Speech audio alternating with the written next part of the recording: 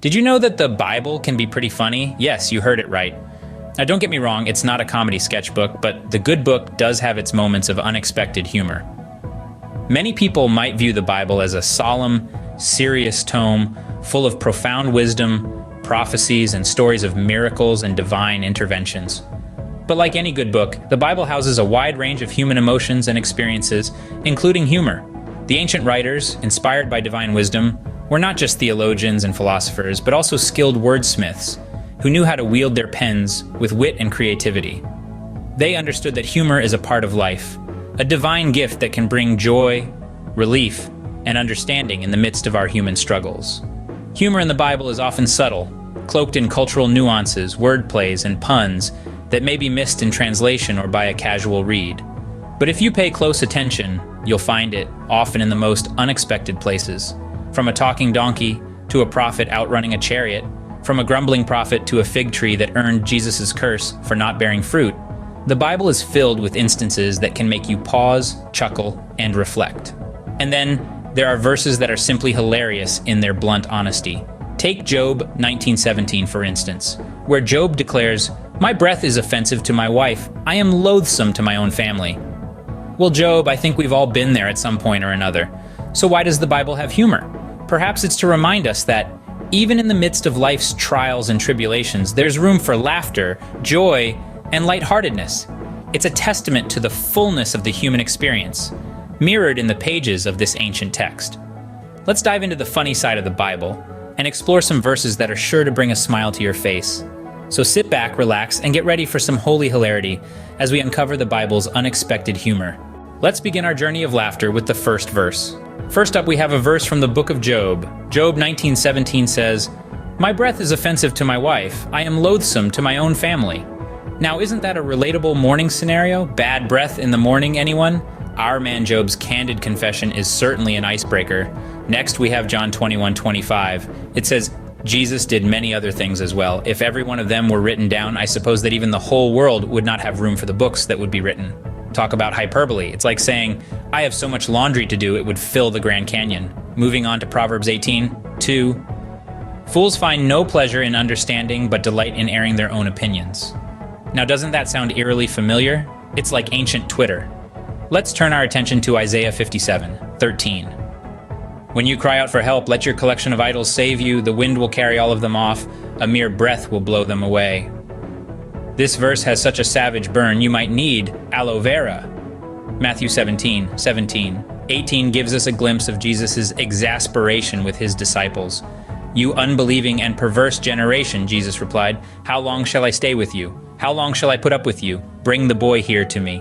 It's like Jesus just said, "I can't even with you guys right now?" Next up is 1 Kings 18:46, a simple yet funny verse. Elijah ran. Now, why did he run? Was he late for a meeting?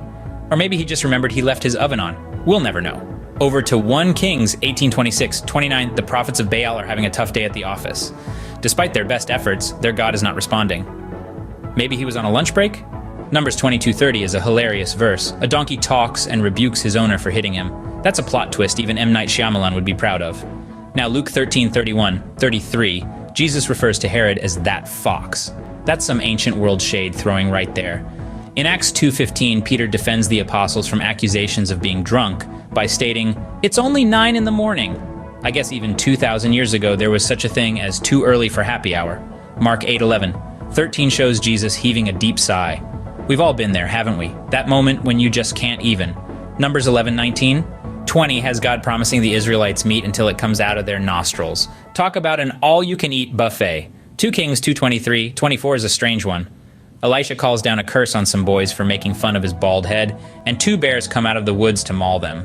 That's a bit of an overreaction, don't you think? In Mark 11:12-14, Jesus curses a fig tree for not having figs. I mean, who hasn't been hangry at some point, right? Job 16:3 has Job asking his friends, "Must you keep on talking?" Job was clearly not here for small talk. Job 27:5 shows Job standing his ground, saying, "I will never admit you are in the right." Stubborn as a mule, that one. In Job 13:15, Job exhibits some dark humor, saying, "Though he slay me, yet will I hope in him." It's a bit like when you say, "If this meeting doesn't end soon, I might die of boredom, but I'll still be hopeful for lunch." Song of Solomon 7. 4 compares a lover's nose to a tower of Lebanon. Now that's an interesting compliment. Acts 20:19. 20 has Paul stating he served the Lord with great humility and with tears. It's like saying, I'm not crying, you're crying. Joshua 13:1 is a bit of an age joke. God tells Joshua, you are now very old. No sugarcoating there. Finally, Proverbs 21:9 concludes with some timeless wisdom. Better to live on the corner of a roof than share a house with a quarrelsome wife.